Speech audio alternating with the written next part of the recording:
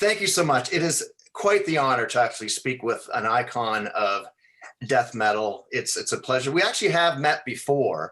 And this is really funny because it was the first time I'd seen Bolt Thrower. It was April the 15th, 2006 at the Inferno Festival. And then we followed you to the Close-Up Festival in Stockholm. So on this tour. So anyways, it's fantastic to finally see you again. A long time ago. Yeah, absolutely. Seems like a lifetime away. Yeah. Good. No, absolutely. We're still standing. We're still waving the horns.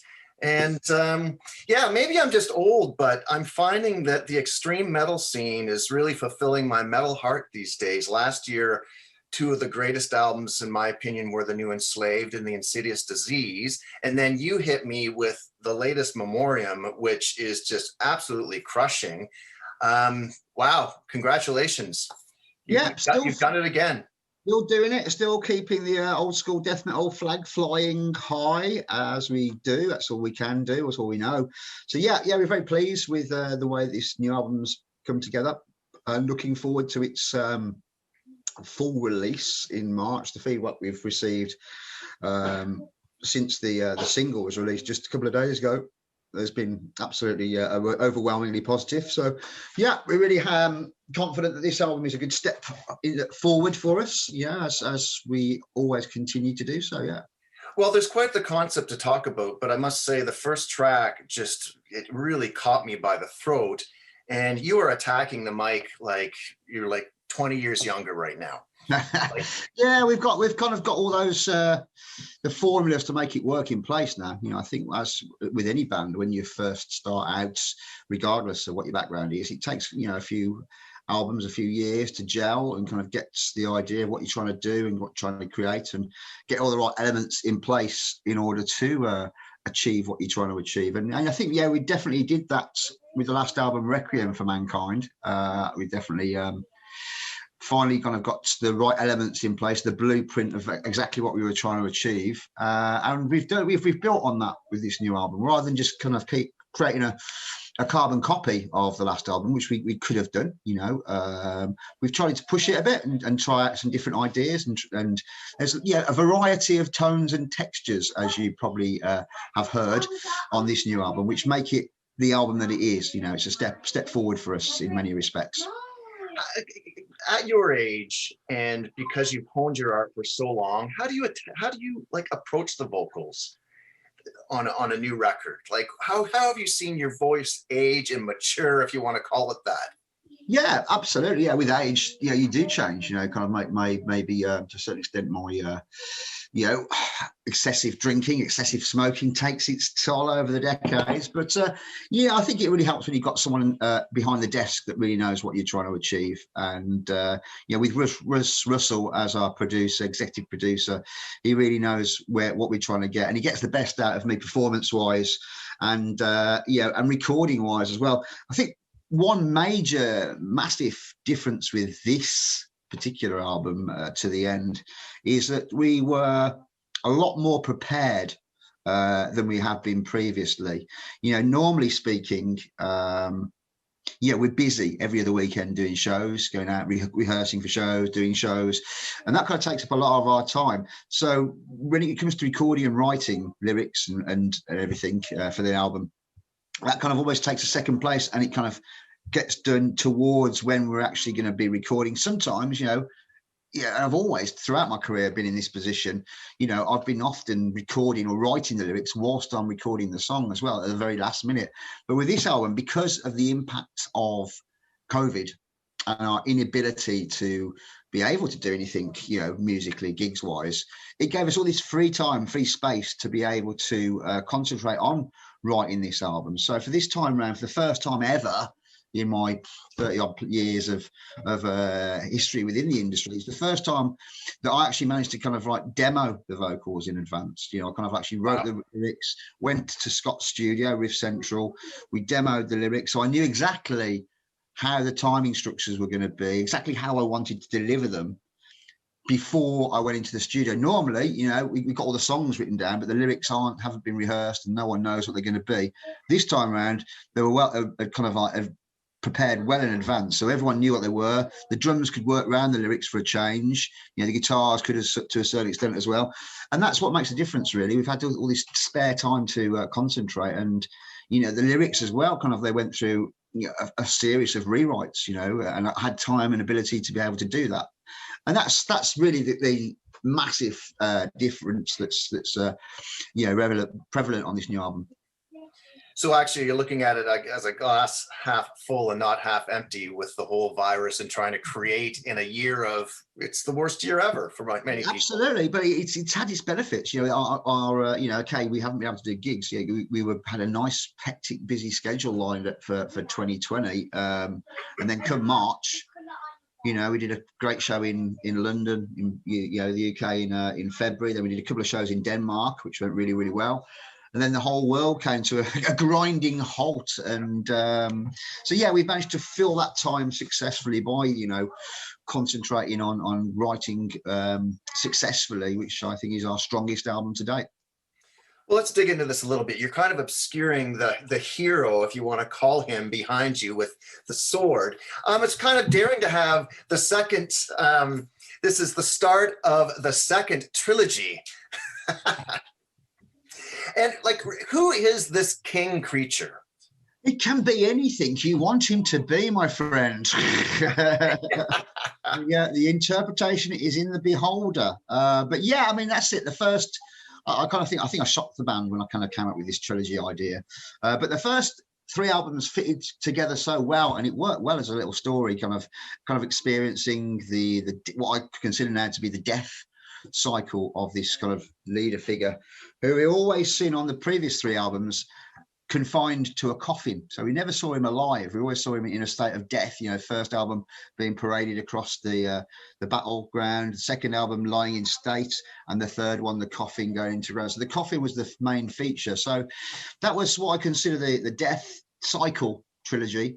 And now, in true Star Wars fashion, we are we are developing a new prequel trilogy, which is going to explore what I consider to be the life cycle trilogy, which is going to look at the aspects of this this leader's lifestyle. So we're going to see him in his life, throughout his life, working backwards. So this feature here is really the just before the start of For the Fallen. This is the battle that he leads his troops into before he gets killed and he's you know, departed off in the old coffin. This is him very much alive and leading the troops into battle. And the next 3 albums will go through various events within his life cycle and experience the joy of life through death metal. Nice, beautiful. And you united with an incredible artist that we all know and love.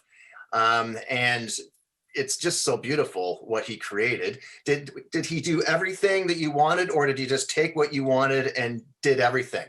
Well, yeah, well, I mean, absolutely. You know, it's been kind of fairly well documented that in the past, when we first got together as a band, you know, we sat down and kind of wrote down a little list. We went around to each other and said, what do you want to achieve? You know, what do you want out of Memoriam? And it was Scott that said, I want an album cover by Dan Seagrave. And so we approached him for the first album, you know, and he produced something spectacular for that and continued to do so throughout the storyline. And, you know, to a point, we were kind of considering, you know, okay, we've done this trilogy. Where do we go from here? Where do we take this storyline? And, you know, do we use Dan again? But, you know, it's a bit of a no-brainer, really, because once you've used Dan, your standard of his artwork, the detail and the standard is kind of up there, you know. And if you were to use another artist, it would almost seem like a compromise. It would seem, you know, it wouldn't be the same kind of standard. So it was absolute, you know, obvious choice was to use Dan. But, you know, it was close call because we didn't really kind of come up with this concept for the lyrics and this trilogy concept, which is my kind of idea, which shocked the band a bit, until late in the day. You know, I didn't really start writing the lyrics till probably August. I mean, yeah, around August time. And we kind of approached Dan around August saying, look, we got an album coming out next March. We need the artwork for November. Can you fit us into your schedule? And of course, he's a really, really busy guy, you know, he's got a schedule which is jam packed for the next 2-3 years. So we were, you know, worried that he wouldn't be able to fit us in. But I threw him the idea. I sold him the idea of this trilogy, not one album to do, but 3. Dan, come on, think of the money. And he went for it, you know. And it basically we gave him the idea. I wanted to explore this central figure in his life, and explore that throughout the 3 next albums. And we gave him a general I said I wanted him as the central figure of the album cover, leading these troops into battle.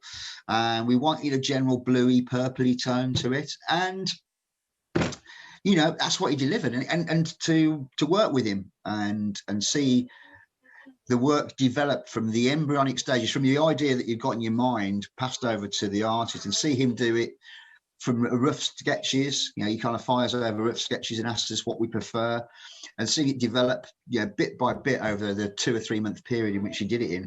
He's a great, you know, creatively, it's fantastic to see it happen. And we're really, really pleased with this new album cover. I say the level of detail in there is phenomenal. And there's a dead dog with a gas mask on it. Brilliant. Okay. Classic. Now it must have come from a nasty nightmare, all like the new weaponry and the dead soldiers concept, because it explains some of what we're looking at. Absolutely, yeah, absolutely. I mean, it's kind of like it's a timeless topic, you know, and the way he kind of adds the detail and the ideas that he has in there, you know, really works well. Yeah, particularly the glowing ore, you know, in the middle. That was kind of Dan's idea, you know, that he brought that kind of idea to it, and that kind of symbolizes, you know, life, and you know, kind of like the reality of this life is, you know, it's very different from the previous 3 album covers we did. Well, you know, similar to the album covers, but it's a different concept. Do you see a lot of parallels with what you're doing to the angry, really disturbing world that we're all trying to live through right now? Yeah, absolutely. Yeah, there's a lot of parallels involved in the lyrics that I write. So much so, in fact, that when I first set out and sat down to write the lyrics for this album, I was very much in the mindset of you know, the world around us and the politics that are happening, you know, in America, well, on a global basis. So, you know, Black Lives Matter was very much in the front line of my opinions. Brexit was another issue that holds a big part of where my mind was thinking. And so much so that when I kind of like sat down and did the first drafts for the album, once I complete them all, I took a step back and looked at them and thought, all these lyrics have got a political standpoint to them, every single set of lyrics I wrote. And I thought, that's great, but I didn't really feel that I wanted to release a full album of totally ranting political lyrics. I had to have some kind of like balance in there. So, you know, I kind of like took a step back and I selected the ones that I felt were the strongest ones with a political edge to them, and retained those. And I reworked the lyrics to several of the songs to get a more of a general life aspect into them. I kind of like to write songs with a theme of life, you know, and how people can relate to life and experiences of life as you tend to when you reach this point in our lives. And of course, you know, the first song on the album, the second song as well, also are pretty much direct songs specifically about war as well. Yeah, that's what I've always done. You know, I can do that in my sleep, and that's what's expected to a certain extent. So I wanted to deliver some songs like that, you know, that people were expecting to hear as well. So I managed to reformulate the whole of the lyrical content of the album and balance it out quite nicely. And of course, that's only because I had the time to do that as well. So, but yeah, but politically, there's a lot in there in the new album, which is about the world around us and is social comment on what is happening on the planet today. Well, it's nice that you kind of just stated that you kind of held the reins in a little bit, because I'm guessing, hello. I'm from Canada. Nice to meet you. Yeah, they're nice, Canadians are. They're not like Americans. Where was I? Sorry, America. No, because I really believe we're going to see a parade, because everyone has been locked in their bedroom all last year doing what you were doing, writing and recording. Yeah, and now we're going to see a parade of, and hopefully not everybody naming their album COVID 2020, right? yeah. There is the kind of like, let's just steer away from that, kind of direct kind of relation to it. It's so it'd be such an easy thing to do, and yeah, you're right. There's a lot of bands that have been twiddling their thumbs, doing nothing for the past 12 months. So what they've done is, like we have, recorded an album. So when I think this year is going to see an absolute shitstorm of albums coming out. Exactly. Album after album after album is going to be going. It's been an absolute whitewash of albums kind of being released on a regular basis. And of course, when the gigs come back as well, there's going to be a quite, hopefully that's going to be sooner rather than later. Who knows though? It's all still up in the air. As to what's going to happen even this year. There's been gigs being postponed again till next year. So, but when it does happen, there's going to be a hell of a lot of bands out there on the touring schedule as well. So it's going to be interesting to see what kind of impacts that's going to have. Are people going to be able to afford to go to see a band every night, and are they going to be able to afford to buy a t-shirt? Yeah, because for when you're a touring band or you're doing gigs, it's often the merchandise sales that kind of generate the money that the profit from doing the shows. The gig fee you get very much usually pays for the travel, your crew, and your accommodation. So it's the merch that you're dependent on really to make it generate any bit of profit. So it's going to be a very competitive arena on a global basis, and it's going to be interesting to see. But I think we're all gagging to get back out there and start doing shows. Totally. Two songs really stick out to me. I call them your South of Heaven moments, and I hear a ton of Paradise Lost. I love it. And the two I'm probably talking about. Each step is just like you're just twisting that knife, and the final track. But each step really is just like this monument. It goes to show you that you do not need to go 100 miles an hour to really, that's why I call it the South of Heaven moment. Absolutely. I think we've reached that point in our lives where we can't physically go 100 miles an hour. That kind of like type of style of playing is A, not physically possible, and B, doesn't really hold any interest to us. We'll let the kids do that. They'll be great at doing that. Let the kids do that. We are very much of that mid-paced, slow tempo, and that fits the groove of what we're trying to achieve. And I'm glad you picked out those two particular songs, because I think each step, for me personally, is one of my favourite tracks off the album. It's got that epic, slow, doomy sound, and it's a song that that style of song is something I always loved. I really like my epic doom metal, but I've never recorded a song like that. In my whole history of recording, I've never really kind of put my stamp on a song that's got that played at that specific pace. They've always been a bit faster than that.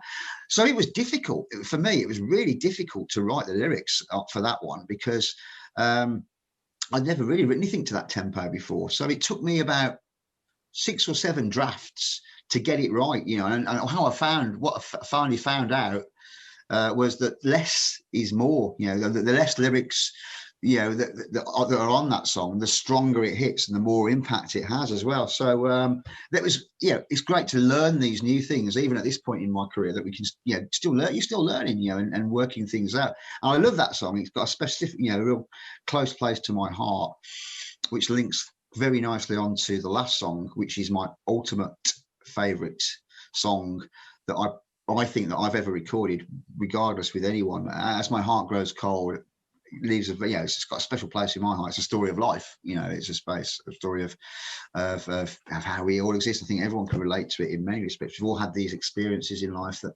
make us who we are, and the way that song's come together is really really special for me. And again, it's a totally different song from anything else we've recorded previously as well. So it hits hard, and it's I say it works really well as the last track on the album. And it's my favorite track. And it's your favorite track. Yes. Wonderful.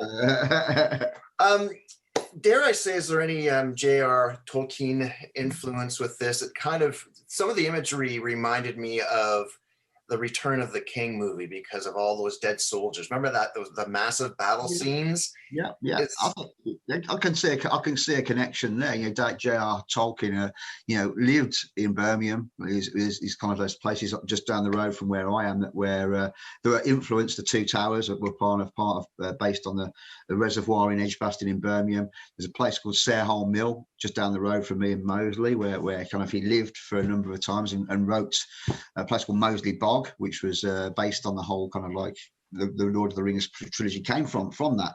So yeah, I mean, in many respects there is some connection there, not directly, but you know, the fact that we've got a central figure which is a king, you know, a lord, you know, and there is that kind of imagery that does link in there very, very closely. You know, I love the work of Tolkien. He's a fantastic writer, and the way he conjures up these images of this world that you can get totally lost in is a magical thing. And we're very proud to have him as a living one-time resident of Birmingham, which coincidentally is the home of heavy metal, apparently. It's the birthplace of metal, mate. Right? Yes, absolutely. We're here, which is the metal metropolis. And he died in 1971. Something along those lines, yes, absolutely. Yes. My point is, a couple of years after Black Sabbath had released 2 records, you got to wonder if he ever heard them. Well, I hope to think he did. You know, maybe that's what actually finished him off. Maybe, yeah. But yeah, I'm very proud of the musical heritage from the city that I live close to or live in. You know, it's very proud to be part of that. You know, and it's great. You know, whenever there's people saying, you know, I see these things on Facebook or social media saying, you know, name a band that went from the city that you come from. You know, I can just say, you know, I could name 100, but yeah, I can name Black Sabbath and I win. Right. Yeah, absolutely. Can we delve into the war theme that you seem to be very passionate about? Where does that, obviously the British Empire, you can go back hundreds of years and their dominance, and it was such a major priority in society. How did that resonate with you as a child, and in terms of you being educated and really teaching so many people like myself about all this, I don't know if I should say wonderful history, but you know what I mean? It's an interesting history. Yeah, absolutely. Yeah. I mean, yeah, we kind of, you know, we kind of like brought up with it as a, you know, from a very early age, I was into my wargaming, military, you know, Second World War wargaming, 1/300 scale, tiny little tanks. Yeah, so I've always had an interest in kind of historical history, military history as a whole. And yeah, it's something you grow up with, you know, here, you know, in the UK. It's something that you learn, you know, Rule Britannia and all that kind of stuff, where we used to have the Empire and Australia won the war. Yeah, very much in the mindset of our forefathers, because it's, you know, it's not that far away really in the past. So that's, yeah, it's a strong part of as you're growing up, you know, your development there. And yeah, I kind of a very kind of like did a lot of reading, you know, into lots of types of military history, and that's what formulated the lyrical content. You know, it worked really well with, you know, the band that's you're wearing and that's on your wall. It worked really well with that kind of like thematic worked really well, and it's something that I do retain because it's an important element of what I do, you know, and as I said previously, I can write those kind of lyrics in my sleep. But I think it's important for me now at this point in my life to move on and try and kind of develop different thematics within the lyrics that I write. So I try to balance it out. So there's always going to be a political theme, you know, to the lyrics that I write these days, because that's something that I find really important for me to make make my stance on that and make a view of that.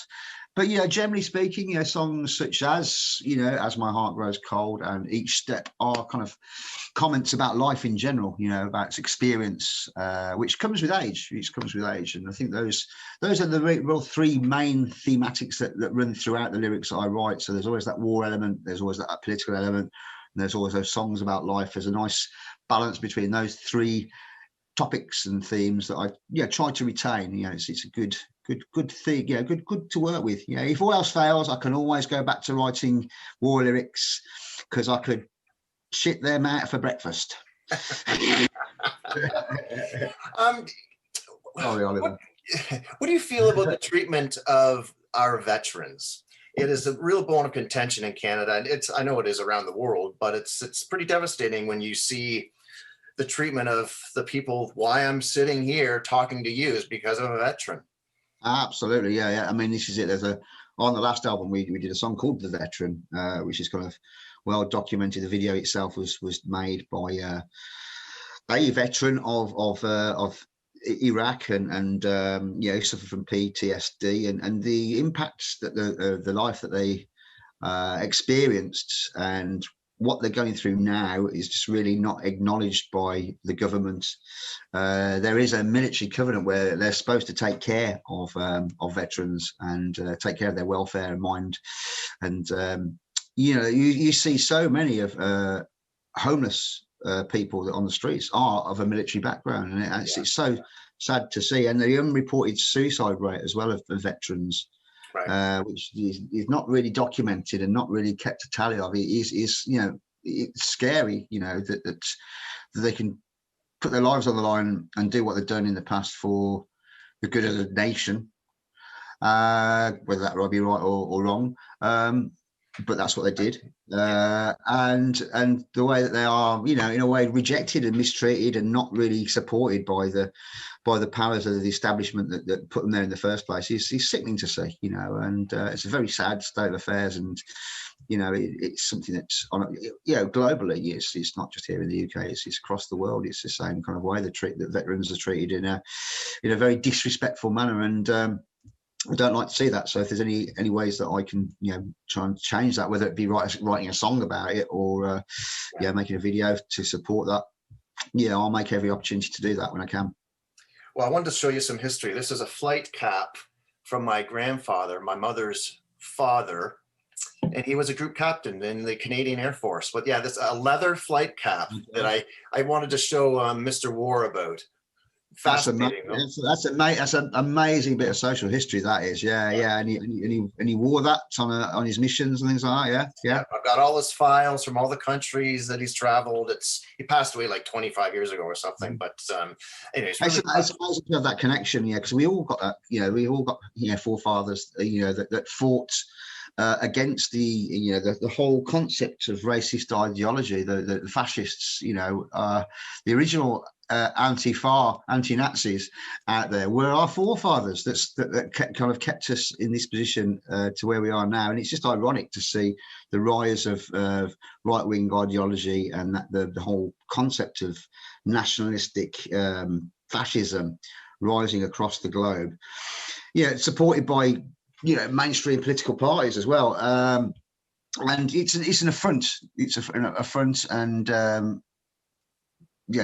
it annoys me, and it disappoints me in many respects to see that happen across the world, because our previous generations fought and died to preserve democracy and stop the advance of fascism. And here we are in 2021, and it's all happening again. It's very sad to see. It really is disgusting. Absolutely, yeah. A couple more quick questions for you. Can I ask you the status of Bolt Thrower? Where does Bolt Thrower lie in your heart these days? Yeah, they lie in a very distant, dark part of my heart. We have fun, very, very, very fond memories of being in that band and doing that. But yeah, it's all gone. It's the past now, very much firmly within the past. And, something that I'm very proud of. It's part of my heritage, and something I will never, deny or decry. But it's very, very firmly ensconced within the past, never to be revisited. I will say I've been in the business a couple of years younger than you, but I'm in I actually turned 54 yesterday. So it was a gift from you to me, setting up this whole Zoom thing. I'm like, oh my God, because I've followed your career forever. But it's truly one of the ultimate live bands I've ever seen. This steamroller that just, you know what I mean? There's a short list of some of the greatest live bands on the planet. and Bolt Thrower was one of them. Yeah, we kind of like, I think, yeah, because we didn't do that much, you know, we kind of like, what we did was always kind of like something special. Yeah, and that's got a special place in so many people's hearts, you know, and I'm very well aware of that, you know, and you know, yeah, I say very proud of it, but you know, it's gone, it's done, it's past. Move forward, everyone. Move on now. Move along. No, we were moving along. You could have toured more too back then. Was there a reason why you didn't? You could have circled the globe 20 times with every record, I'm sure. Yeah, probably. I don't know. It's just a decision to do very much on our own terms. And that whole that still applies today. Yeah, we pretty much do Memoriam on those underneath the same concept. We pick and choose what we want to do, and we limit what we want to do because it makes it that much more special, really, in many respects. So yeah, could have like often gone and done a lot more, but you know, I think we were training on to kind of like just do what we wanted to do, and it kind of worked that way. So you know, we never want to kind of like go off and tour for, you know, months on end. That's something, and it still holds true today. We kind of like, you know, just don't want to do that. It's especially as we know we're in an older place, we've got responsibilities, we've got jobs, we've got kids and things like that. So the idea of going away and touring for an extended period of time at this point, you know, really doesn't hold any interest to us whatsoever, really. So we're quite happy just to go away and just do it as we do, and you know, do the occasional shows at weekends and things like that. You know, that suits us fine. Now, so you never had the Rod Smallwood, Steve Harris bug of doing a show a day for an entire year? That would bloody kill you. That's insane. No. I guess the last question, and it's not the most pleasant question, but you brought it up, and because there's a lot of artists in England that are bitching about the whole Brexit thing and how it's going to really hurt touring. Can you delve into that? What's your opinion? Explain a little bit about it, because it's terribly sad. Yeah, absolutely. I'm here we are on our little lonely island of Brexit. Something that I was staunchly against. It's managed to divide our nation very much, as we're seeing it across the world. People's politics and the dichotomy of ideas are just like clashing. It's really divided our nation massively, you know, and the people that wanted it, people that didn't want it. Now we're formally starting to see the impact of it and what it's actually causing. From our perspective in Memoriam, you know, it won't affect us that much because we don't ever, as I said previously, we're not going to go on a long extended tours.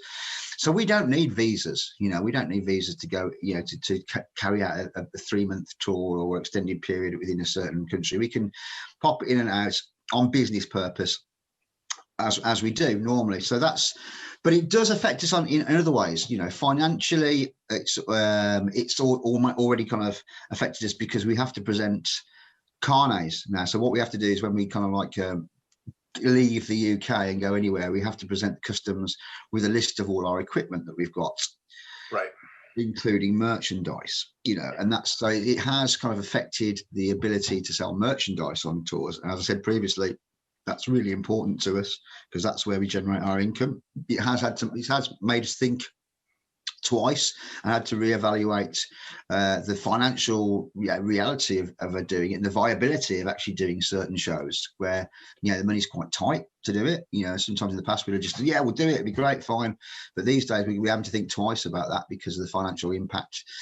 So yeah, not only the cost of the carnet, which isn't a lot, it's only about £300 a year, but it's the freedom of movement and of travel, which is the main impact on us, because we have to get stopped at every customs control and go through this carnet list. Sometimes when we're doing a gig in, say, Germany or something, there's usually a connecting flight involved, and right, usually the times between the gates is very limited anyhow. And this impact of this carnet and customs control, you know, has impacted on that, and it's going to make the journey even more tighter. You know, kind of the ability to kind of get this connecting flight is going to be impacted upon as well. So yeah, there's lots of negativity around it, and there's no benefits from it whatsoever, really. I don't think, you know, all it's going to do is cause more concern and more. Yeah, for me, I'm very staunch European. You know, we are a strong global trading bloc as one kind of area. I think as we are isolating ourselves further in the world markets, you know, okay, we're trying to kind of comply with the World Trade Organization, seek trade deals, desperately seeking trade deals across the globe, but with that comes compromises and you know, who knows what's kind of like increased passports exchanges and things like that, you know, may come into place in order to get those trade deals. So I think the whole impact of it is very negative, yeah. But I'd like to try and dwell on the positive side of things. It's not going to stop us from doing what we want to do, and we will have to. It just makes it a little bit more. It just makes it that much more difficult, you know. Even sending T-shirts, because I run the merchandise, the mail order part of what we do.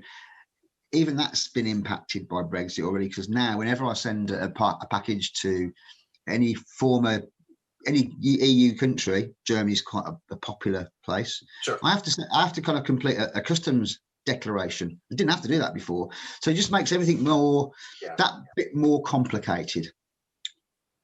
Damn shame. It is. It's bloody annoying.